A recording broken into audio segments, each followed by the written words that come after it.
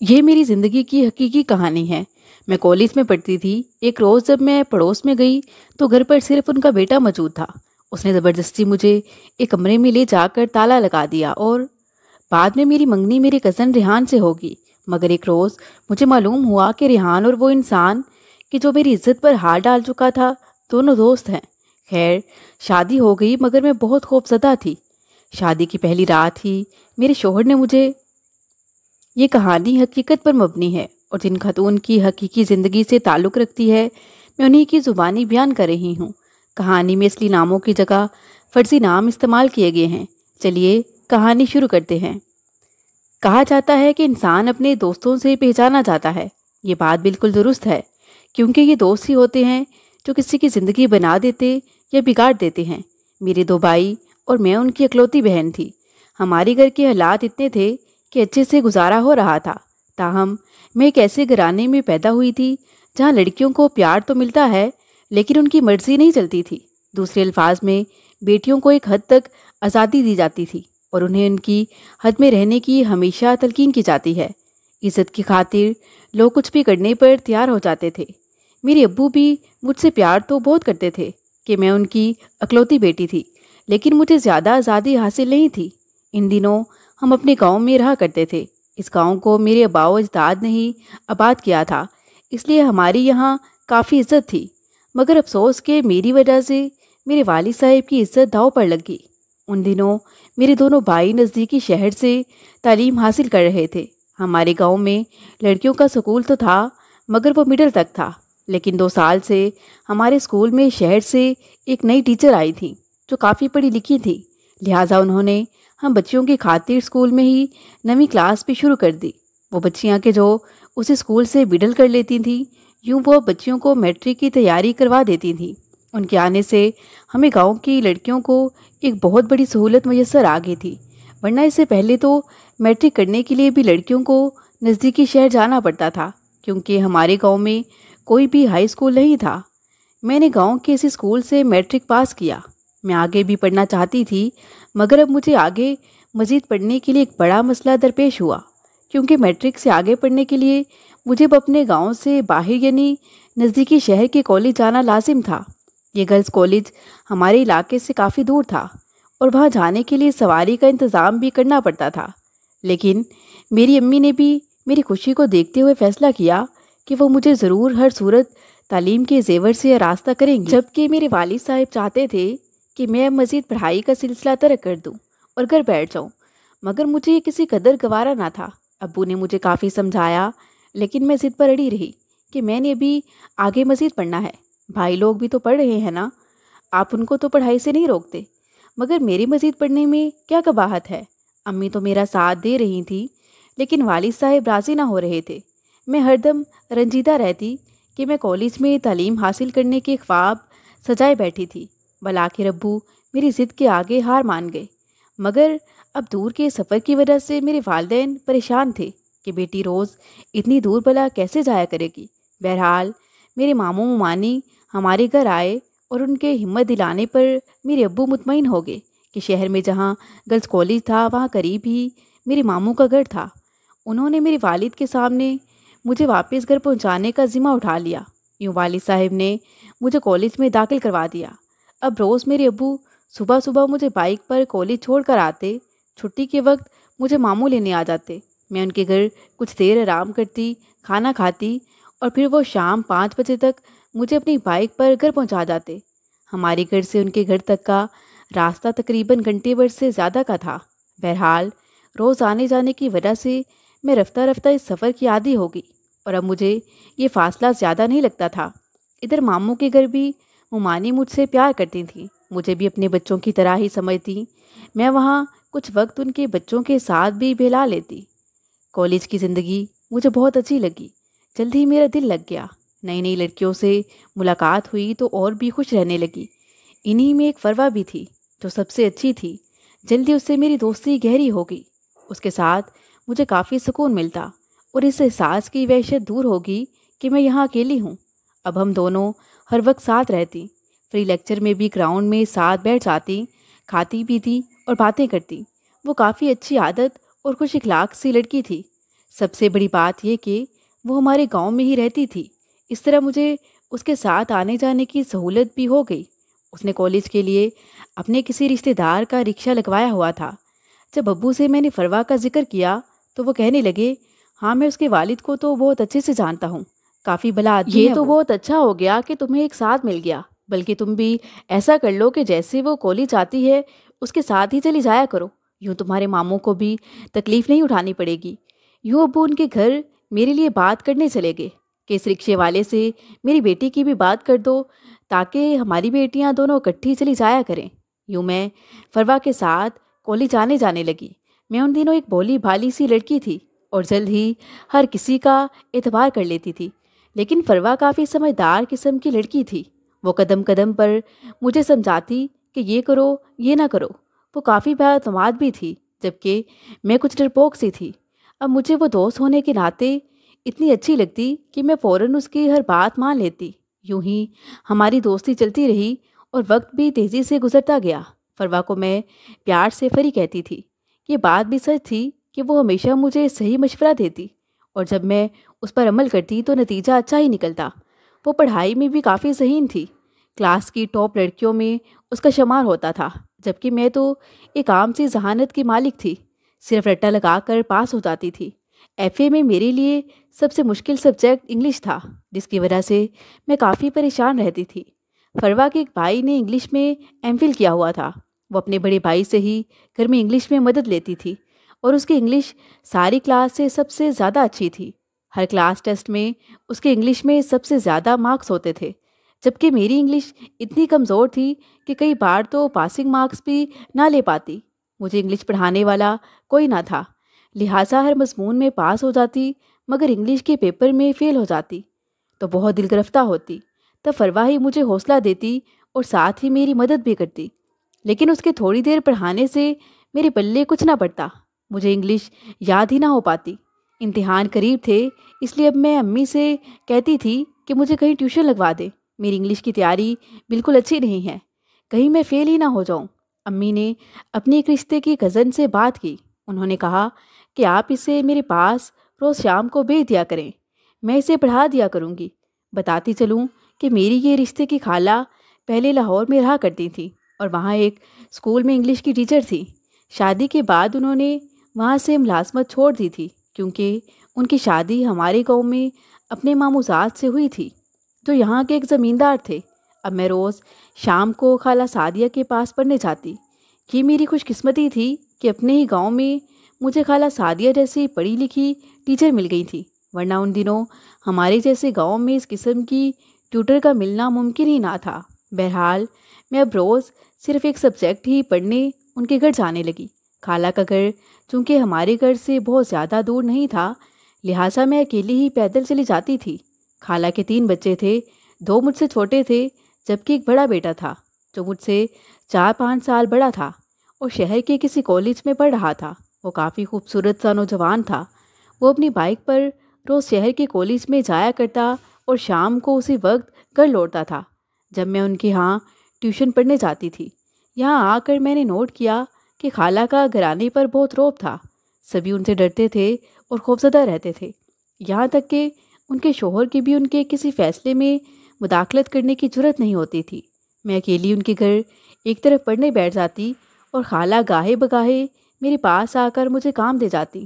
مدثر بھی وہیں چلتا پھرتا مجھے نظر آتا، مگر اس کی کبھی ہمت نہ ہوتی کہ مجھ سے کلام کرے یا میری طرف آنکھ اٹھا کر ہی دیکھے، لہٰذا ہم نے کبھی ایک دوسرے سے بات نہیں کی تھی۔ تاہم میں نے ایک بات نوٹ کی کہ جب بھی خالہ کسی کام میں مصروف ہوتی تو وہ کنکھیوں سے میری طرف ضرور دیکھ لیتا تھا۔ جب کافی روز تک ایسا ہی ہوا تو مجھے جیسے اندازہ ہونے لگا کہ مدثر مجھ میں دلچسپی لینے لگا ہے، لیکن اپنی والدہ کے خوف سے مجھ سے مخاطب ہونے کی جسارت نہیں کر پاتا ہے۔ ایک روز کالج کے گراؤنڈ میں بیٹھے باتوں باتوں میں نے یہ بات فری کو بتا دی، کیونکہ میں اسے اپنی ہر بات بتا دیتی تھی۔ اس نے کہا کہ تم بس اسے زیادہ اہمیت ہی نہ دو اور نہ اس کی جانب کوئی توجہ دو، بس اسے نظر انداز کر دیا کرو، ورنہ ہو سکتا کہ خالہ کو برا لگے۔ اگر کبھی وہ تم سے بات کرنے کی کوشش بھی کرے تو ہرگز مت کرنا۔ میں نے اس کی نصیحتوں کو ہمیشہ کی طرح اہمیت دی۔ یوں اب میں کچھ سنبھل گئی۔ ایک روز جب میں कमरे में बैठी अपना काम कर रही थी।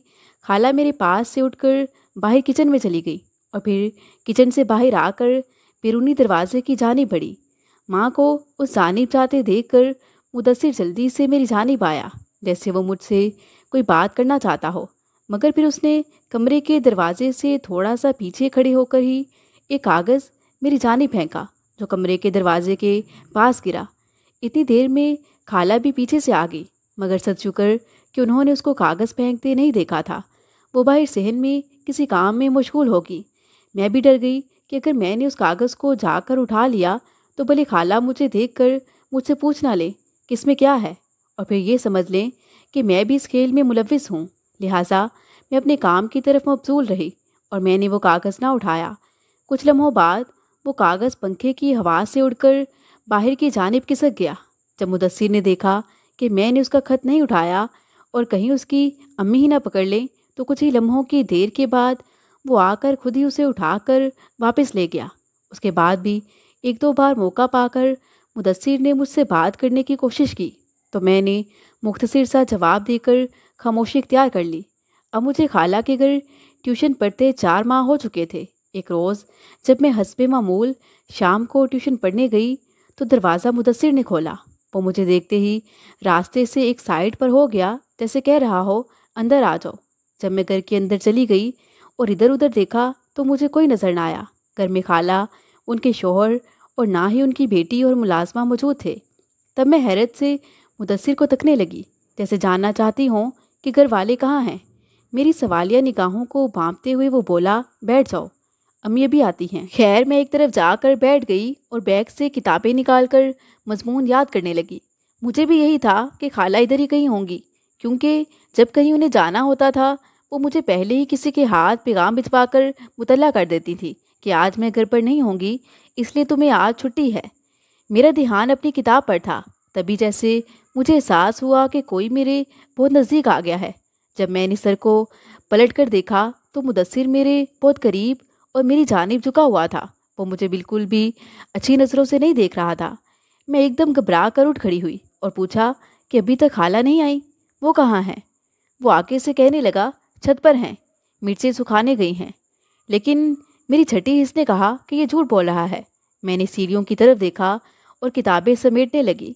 जान लिया कि घर पर कोई मौजूद नहीं है, क्योंकि वहाँ मुकम्मल सुनाटा था। मुझे अब शदीद खतरे का एहसास हुआ। मैंने किताबें बैग में डाल दी और जाने को हुई तो मुदस्सिर ने मेरा रास्ता रोक लिया और आगे से हंसने लगा। कहने लगा, क्या तुम डर गई? वो भी मुझसे? क्या मैं कोई भूत हूँ? तुम तो बड़ी ही डरपोक हो। मैंने उसे कोई जवाब ना दिया और कदम आगे बढ़ा दिए, मगर उसने मुझे दरवाजे की तरफ जाने ना दिया और बदतमीज़ी शुरू कर दी। वो मुझे ज़ोर से पकड़कर कमरे की तरफ ले आया। मैंने भी उसे छुड़वाने की खातिर अपनी पूरी कुव्वत लगाई, मगर मैं उस ताकतवर इंसान के सामने बिल्कुल बेबस थी। जब मेरी नज़र सामने गेट पर पड़ी तो वहाँ अंदर की जानिब से ताला लगा हुआ था। गोया वो ताला मुदस्सिर ने ही लगा रखा था। मैं इस कदर खौफजदा हो गई कि खौफ से कांपने लगी, मगर फिर हिम्मत जमा की और मैं पूरी तरह से उससे हाथापाई करने पर उतर आई थी। मैं ज़ोर ज़ोर से चीखना चाहती थी, मगर उसने मेरे मुंह पर इस कदर ज़ोर से हाथ रखा हुआ था कि मुझे अपना सांस भी बंद होता महसूस हो रहा था। मैंने छुड़वाने की खातिर अपने नाखूनों से उसके हाथों पर इस कदर ज़ोर से नोचा कि उसने 3-4 थप्पड़ मेरे मुंह पर रसीद कर दिए। उस वक्त की कैफियत मैं बयान नहीं कर सकती। मेरे सामने मेरे बाप का चेहरा आ रहा था। मेरे दिल से दुआ निकली, या अल्लाह, अभी और इसी वक्त किसी फरिश्ते को या किसी फरिश्ता सिर्फ इंसान को मेरी मदद के लिए भेज दे। शायद अल्लाह ने मेरी दिल की मुराद सुन ली थी और उसे मेरे बाप की इज्जत बचाना मतलूब था। हैरत की बात कि उसी दम बैरूनी दरवाज़ा खटकना शुरू हो गया। अब मुदस्सिर की परेशानी दीदनी थी। उसे कुछ समझ ना आ रही थी कि वो क्या करे या फिर मुझे कहाँ छुपाए। उसको ये था कि शायद कोई पड़ोस से उनके घर आ गया है, या फिर ऐसा ना हो कि उसके अपने घर वालों में से कोई मौजूद हो। मैं भागकर दरवाजे की तरफ दौड़ी। मुदस्सिर ने चाबी मेरी तरफ फेंक दी और कुछ सामने कमरे में जाकर सोफे पर बैठ गया। मैंने जल्दी से चाबी से दरवाज़ा खोला तो सामने फरी खड़ी थी। फरी ने मुझे घबराया हुआ देखा तो जैसे हैरान रह गई। मेरा रंग उड़ा हुआ था, चेहरा सुर्ख हो रहा था। वो घर के अंदर आ गई। उसे अचानक अपने सामने देखकर मेरी तो जैसे जान में जान आ गई। किसी को ये तवक्का नहीं थी कि इस वक्त फरी यूँ आ जाएगी, کہ جیسے کوئی فرشتہ رحمت آ جائے، کیونکہ وہ اس سے پہلے 1-2 بار ہی میرے ساتھ اس گھر آئی تھی۔ پہلے تو اس نے مجھ سے پوچھا کہ تمہیں کیا ہوا، اس قدر رنگ کیوں اڑا ہوا ہے؟ پھر کہنے لگی میرے بھائی لاہور گئے ہوئے ہیں اور مضمون لکھنے میں مجھے مشکل ہو رہی تھی، اس لیے خیال آیا کہ اس وقت تم خالہ کے گھر میں مضمون تیار کر رہی ہوگی، تو میں بھی ادھر ہی آ گئی تاکہ تمہارے ساتھ مضمون مکمل کر لوں۔ اتنی دیر میں مدثر بھی باہر نکل آیا۔ وہ ہم دونوں کو اس گھر میں اکیلے دیکھ اور پھر میری اڑتی رنگت سے مزید پریشان ہوگی، جیسے کسی خواب گراں سے جاگ پڑی ہو۔ اسے دیکھ کر مدثر بھی کچھ شرمندہ سا ہو گیا تھا۔ اس نے سوچا کہ شاید اب میں اس کی دسترازی کے متعلق اسے بتا دوں گی اور اب وہ یہ بات اپنے گھر والوں کو بھی اور اس کے گھر والوں کو بھی بتا دے گی۔ تبھی وہ آنن فانن گھر سے نکل گیا۔ میرا بھی رنگ پھک تھا۔ فری نے دوبارہ سے مجھے کندھوں سے پکڑ کر پوچھا کیا ہوا ہے؟ آخر کیوں اتنی خوفزدہ اور سہمی ہوئی کھڑی ہو؟ میں کوئی جواب نہ دے پائی، البتہ میری آنکھوں سے آنسو بہہ نکلے۔ تب اس نے مجھے گلے لگایا، صحن میں ایک طرف زمین پر گرا ہوا میرا دوپٹہ اٹھا کر میرے سر پر اڑا دیا اور کہنے لگی چلو میرے ساتھ، میں تمہیں گھر چھوڑ دوں گی، جو بھی ہوا ہے بس اسے بلا دو، اس واقعے کا کبھی کسی سے ذکر مت کرنا اور آئندہ یہ معلوم کر کے ان کے گھر میں قدم رکھنا کہ گھر میں خالہ اور دوسرے لوگ موجود ہیں کہ نہیں ہیں۔ میں خاموش تھی اور وہ مجھ سے یہ سب کہہ رہی تھی۔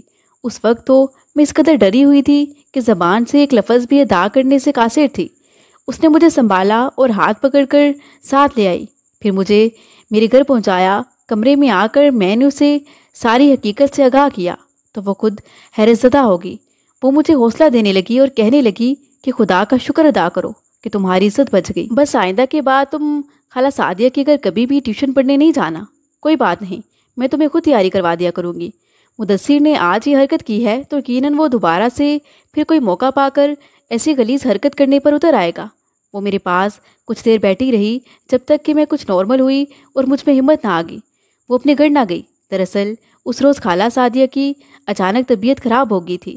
ان کے شوہر فوراً انہیں گاڑی میں ڈال کر شہر کے اسپتال لے گئے۔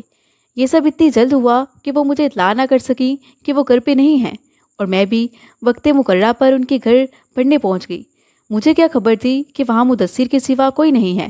دروازے پر بھی وہی آیا تھا۔ اس نے مجھے نہ بتایا کہ اس کی والدہ گھر پر نہیں ہے۔ ظاہر سی بات کہ اس کی مجھ پر نیت صحیح نہیں تھی، ورنہ تو بتا دیتا کہ امی کو اسپتال لے گئے ہیں۔ اس کے بعد میں نے امی کو بغیر کوئی وجہ بتائے ہی خالہ سعدیہ کے گھر جانا چھوڑ دیا۔ میرے پیپرز ہو گئے اور میں پاس ہو گئی۔ انہی دنوں میرے بڑے ماموں اور ممانی اپنے بیٹے کے لیے میرا ہاتھ مانگنے ہمارے گاؤں آئے۔ ان کے بیٹے کا نام ذیشان تھا اور وہ ایک خوبصورت اور پڑھا لکھا لڑکا تھا۔ میرے ماموں ممانی نے خاندان کی باقی لڑکیوں کے بجائے مجھے بہو بنانے کا فیصلہ کیا تھا، حالانکہ ان کے بیٹے کو رشتوں کی کوئی کمی نہ تھی۔ میں نے بھی جوانی میں قدم رکھنے کے بعد سے نہ تو کبھی ذیشان سے بات کی تھی اور نہ ہی زیادہ اس کے بارے میں جانتی تھی۔ خیر امی ابو نے کہ رشتہ قبول کر لیا، کہا کہ بس ہم گندم کی کٹائی کر لیں تو پھر منگنی کر دیں گے۔ انہی دنوں ایک روز مجھے باتوں باتوں میں اپنے بھائی سے معلوم ہوا کہ مدثر اور ذیشان کلاس فیلو تھے اور ایک ہی کالج میں پڑھتے تھے۔ اب میں پہلے سے بھی زیادہ پریشان تھی۔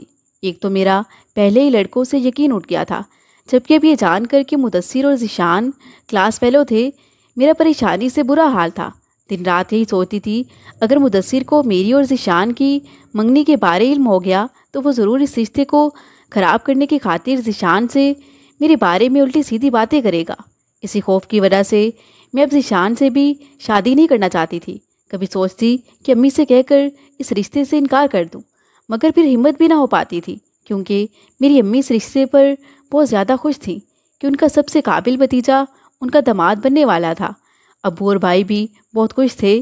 یقیناً اب میں اتنے اچھے رشتے کو انکار کرتی تو ابو کے ذہن میں یہی بات آتی کہ میں نے بیٹی کو باہر کالج میں پڑھنے کی اجازت دی تو آج وہ اتنی زبان دراز ہو گئی ہے کہ میرے فیصلے کے آگے انکار کر رہی ہے، اور سب کی نظروں میں ذیشان جیسے لڑکے کو انکار کرنے کا کوئی جواز بھی نہیں بنتا تھا۔ مجھے ان دنوں ہزار طرح کی الجھنوں نے مکڑی کے جالے کی مانند جکڑ لیا تھا۔ سوچ سوچ کر ذہنی مریض ہوئی جاتی تھی۔ ماموں ممانی ہمارے گھر آتے تو ان کے سامنے جانے سے بھی کترانے لگی تھی۔ ان حالات میں جبکہ کوئی میری ذہنی کیفیت میری الجھنوں کو نہیں سمجھ سکتا تھا، ایک فری ہی تھی جو میرا ذہنی اور روحانی سہارا بن گئی۔ اگرچہ اس کی عمر بھی میری طرح 17-18 برس تھی، مگر عقل میں وہ مجھ سے کہیں زیادہ آگے تھی۔ اس کی ذہانت میرے ٹوٹے ہوئے حوصلے کی لاٹھی ثابت ہوئی۔ وہ مجھے روز سمجھاتی کہ تم سب کچھ بھلا دو اور اللہ پر ہر بات چھوڑ دو، صرف اپنی آنے والی زندگی پر دھیان دو، اللہ تعالیٰ جو کرے گا بہتر کرے گا۔ کوشش کرو کہ رشتے سے انکار مت کرو، مگر اپنی والدہ کو اس سب سے آگاہ کر دو۔ غرض اس نے مجھے اس طرح سہارا دینے کی کوشش کی جیسے کوئی لولے لنگڑے کو سہارا دے کر کھڑا کر دیتا ہے اور چلنے میں مددگار بن جاتا ہے۔ اسی کی توجہ سے میں سوچوں کی آس اندھیری گلی سے نکل پائی کہ جس نے مجھے خوفزدہ ہی نہیں برباد کرنا بھی شروع کر دیا تھا۔ میں نے اللہ پر بھروسہ کرنا سیکھا اور میری منگنی ہوگی۔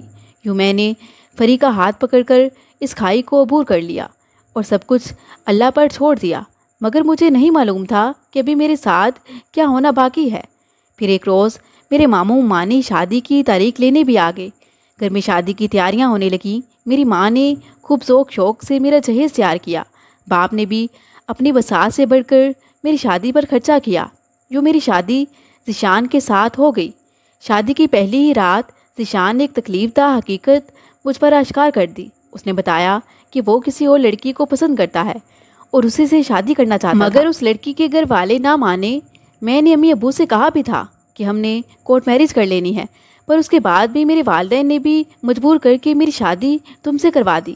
تم میری بیوی تو ہوگی، لیکن میں تمہیں وہ محبت نہیں دے پاؤں گا، کیونکہ میرے دل پر صرف ایک شخص کی محبت ثبت ہو چکی ہے جسے نکالنا میرے بس کی بات نہیں ہے۔ میں نے صبر سے ان کی باتیں سنی، مگر خدا کا شکر ادا کیا کہ ان کو میرے بارے ابھی تک کچھ معلوم نہ تھا۔ لیکن مجھے افسوس ضرور تھا کہ ماموں موانی نے مجھ سے شادی پر بیٹے کی مرضی نہ پوچھی تھی۔ اپنی مرضی سے مجھے اس کی دلہن بنا دیا، جبکہ جانتے تھے کہ وہ کسی اور لڑکی کو پسند کرتا تھا۔ یوں شادی کے محض 1 سال بعد اس نے اپنی پسند کی لڑکی سے کورٹ میرج کر لی اور 2 ماہ بعد ہی اس لڑکی کے دباؤ میں آ کر مجھے طلاق دے دی۔ وہ کام جو مدثر نے نہ کیا میری قسمت نے کر دکھایا اور میں اجڑ کر والدین کی دہلیز پر آ گئی۔ اب بھی فری ہی میری بہترین اور مخلص دوست ثابت ہوئی۔ ان دنوں بھی وہ کالج میں پڑھ رہی تھی۔ وہ کالج سے گھر آتی اور پھر میرے پاس آ جاتی، میری دلجوئی کرتی۔ ایک روز جب وہ ہمارے گھر آئی تھی، ذیشان کی کورٹ میرج پر بات کرتے کرتے اس نے باتوں باتوں میں بتایا کہ اس کے بھائی ریحان نے بھی لاہور میں اپنی کلاس فیلو سے کورٹ میرج کر لی تھی۔ لڑکی کے والدین امیر تھے اور وہ ریحان بھائی سے بیٹی کی شادی پر رضامند نہ تھے، سو انہوں نے اپنی مرضی سے شادی کر لی، مگر یہ شادی زیادہ عرصے تک نہ چل سکی اور وہ لڑکی بھائی سے خلا حاصل کر کے واپس اپنے والدین کے گھر چلی گئی۔ یہ داستان فری کی زبانی سن کر بھی میں حیران رہ گئی، کیونکہ آج تک گاؤں میں کسی کو علم نہ تھا کہ ریحان نے لاہور میں کسی لڑکی سے شادی کی اور پھر ان میں طلاق بھی ہو چکی ہے، کیونکہ سبھی اب تک اسے غیر شادی شدہ ہی سمجھتے تھے۔ یہ سچ تھا کہ ریحان اچھے دل کا اور با اخلاق انسان تھا۔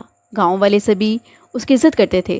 وہ پڑھا لکھا تھا، مگر کوئی غرور و تکبر اس میں نام کو بھی نہ تھا۔ وہ زمینداری کے کام میں اپنے والد کا ہاتھ بھی بٹاتا تھا۔ ریحان عمر میں فری سے 12 برس بڑا تھا اور فری میری ہی ہم عمر تھی۔ حیرت کی بات یہ کہ ریحان نے اب تک دوبارہ شادی نہیں کی تھی۔ جب بھی والدین اسے شادی کی بات کرتے وہ ٹال جاتا، لیکن یہ فری ہی تھی جس کی مخلصانہ کوششوں سے اس کے بھائی کا گھر پھر سے آباد ہو گیا۔ اس نے پہلے مجھے سمجھانا شروع کیا کہ رنجیدہ رہنا چھوڑ دو، کہ دنیا اور تمہاری زندگی دونوں بھی ختم نہیں ہوئی ہیں۔ اپنی زندگی کو نئے سرے سے شروع کرنے کا سوچو۔ ذہن سے ماضی کے اندھیروں کو دھکیل کر مستقبل کی روشنی کو تلاش کرو اور نئے سرے سے جیون جینے کی امنگ کو دل میں جگاؤ۔ دوسری شادی کوئی گناہ نہیں ہے اور ابھی تم صرف 19 سال کی ہو، آگے بہت عمر پڑی ہے۔ جب اس نے مجھے روز و شب اسی طرح سمجھایا تو میں نے ایک دن کہہ دیا، بھلا مجھ طلاق یافتہ سے کون شادی کرے گا؟ اگر کوئی ہے ایسا تو اسے میرے سامنے لے آؤ۔ تب اس نے مجھ سے اپنے بھائی سے شادی کرنے کی بات کی۔ اس نے کہا کہ ایک ایسا ہے اور وہ میرا بھائی ہے، ریحان۔ اگر تم کہو تو میری امی تمہاری امی سے رشتے کی بات کریں۔ میں نے اسے وہی جواب دیا کہ جو حقیقت تھی۔ ہمارے گاؤں میں ذات برادری کو بہت اہمیت دی جاتی تھی، لہٰذا میں نے کہا کہ میرے والدین ذات برادری کو بہت اہمیت دیتے ہیں، وہ غیر برادری میں میری شادی نہیں کریں گے۔ وہ تمہاری امی کو بھی ٹکا سا جواب دے دیں گے اور میں نہیں چاہتی کہ تمہاری امی نامراد لوٹیں، اس لیے تم رہنے ہی دو اس بات کو۔ لیکن وہ بولی کہ میں ضرور کوشش کروں گی، شاید ہم انہیں قائل کر سکیں۔ یوں فری اور اس کے والدین میرا رشتہ اپنے بیٹے ریحان کے لیے لینے آئے۔ میرے والد نے वही बात कही कि जो मैं पहले से जानती थी कि आपकी और हमारी बरादरी एक नहीं है, इसलिए रिश्ता नहीं हो सकता। लेकिन उसके बाद भी फरी के वालिदैन हमारे घर बार बार आते रहे, यहाँ तक कि उसकी वालिदा ने मेरी वालिदा को कायल कर लिया और फिर अब्बू भी कायल हुए और यूं मेरा रिश्ता रिहान से तय हो गया। इसके 3 माह बाद हमारी शादी होगी। अगरचा उनकी उम्र मुझसे 10-12 साल ज़्यादा थी, मगर वो बेहद समझदार इंसान थे और फरी लोग माली तौर पर भी हमसे कहीं ज़्यादा मुस्तहिकम थे। अब मेरी ज़िंदगी रिहान से जुड़ गई तो जैसे सारी तकलीफ़ें और मायूसियाँ दूर हो गई। फरी और उसके वालिदैन ने मुझे एतमाद दिया और रिहान ने बेइंतहा प्यार दिया, तो मैं मुर्दा रूह रखने वाली फिर से एक बार जी उठी। दोनों घरानों में उसने सलूक बढ़ा और प्यार और मोहब्बत ने हम सबको एक ऐसे मिसाली कुंबे में बदल दिया कि हमारे गांव वाले जो मेरी और रिहान की शादी पर मुतरिज़ दिखाई देते थे, वो भी रश करने लगे। हमारे घरानों में हर तरह से ज़ात पात का फ़र्क मिट गया, तो मेरे वालिदैन ने फरी जैसी समझदार और सुलझी हुई लड़की को बहू बनाने का फ़ैसला कर लिया। उन्होंने मेरे भाई के लिए उसका रिश्ता ले लिया। यूँ मेरी प्यारी नंद मेरी अच्छी फितरत वाली भाभी बनकर हमारे घर आ गई।